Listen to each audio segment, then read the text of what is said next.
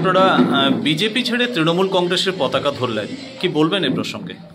আমাদের গোকুলনগর অঞ্চলে তো একাধিক দুর্নীতি করেছে বিজেপির পঞ্চায়েত প্রধান, তো সেদিক থেকে আমরা সোচ্চার হয়েছি। প্লাস আমাদের যে সরকারের যে উন্নয়নমূলক কাজকর্মে আমরা খুব খুশি হয়েছি এবং তাকে সহযোগিতা করতে চাই।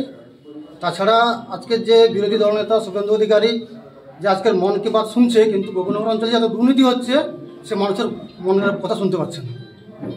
এটা হচ্ছে সবথেকে বড় আমাদের ক্ষোভ, যার জন্য আমরা দিদির হাত শক্ত করতে এবং দিদির উন্নয়নে সামিল হতে আমরা। আপনার নাম? আমার নাম গৌরাঙ্গ ঘোড়া, বাড়ি বৃন্দাবন। আচ্ছা, ঠিক শুনলাম? এটা কি ঠিক শুনলাম? নন্দীগ্রাম তো শুভেন্দুবাবুর গড়, বিজেপির গড়। শুভেন্দুবাবু যেখানে বিপুল ভোটে জয়ী হয়েছেন, যেই জায়গায়, সেইখানে কি এগুলো হচ্ছে? এর আগেও আমি একটা ভিডিও বানিয়েছিলাম অনেক দিন আগে, মানে কিছু মাস আগে, অনেকদিন বলতে কিছু মাস আগে বানিয়েছিলাম। এর মাঝখানে কিন্তু আমি একটাও বানাইনি যে তৃণমূলে বিজেপি থেকে যোগদান করছে। যেখানে নাকি 2 মাস বাদে 3 মাস বাদে ভোট, সেইখানে ফেব্রুয়ারিতে 3য় সপ্তাহে হবে, মানে ডেট ঘোষণা করা হবে কবে ভোট হবে। সেইখানে দাঁড়িয়ে মানে 2 মাস হিসাব মতো নেই হাতে। সেইখানে দাঁড়িয়ে আজকে নন্দীগ্রামে গোকুলনগরের মতন জায়গা থেকে তৃণমূলে যোগদান দিচ্ছেন বিজেপি ছেড়ে। কি বলছেন? গ্রাম পঞ্চায়েত প্রধানের নাকি দুর্নীতি, পঞ্চায়েত প্রধানের দুর্নীতি। এটা ভাবা যায়? এটা লজ্জাজনক বিষয় না?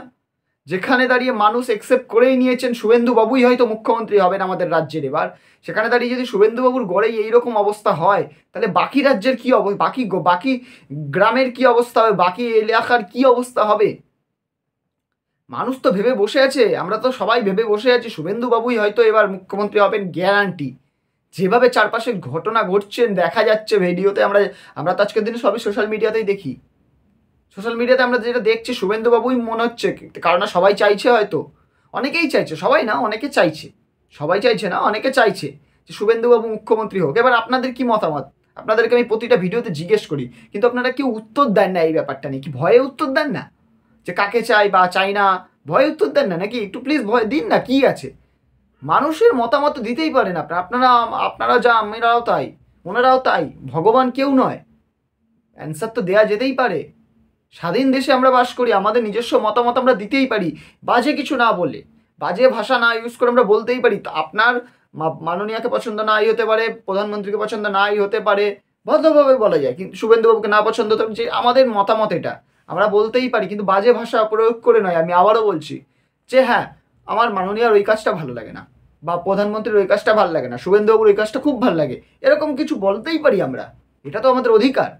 কিন্তু তাই বলে এমনও নয় যে নোংরামও নয়, নোংরামও নয়, ভালোভাবে বলা যেতেই পারে। তো প্লিজ আজকে আপনাদের কাছে একটা রিকোয়েস্ট রইল, একটা কমেন্ট করে জানান আপনারা বিজেপির যদি ক্ষমতায় আসে কাকে মুখ্যমন্ত্রী রূপে দেখতে চান।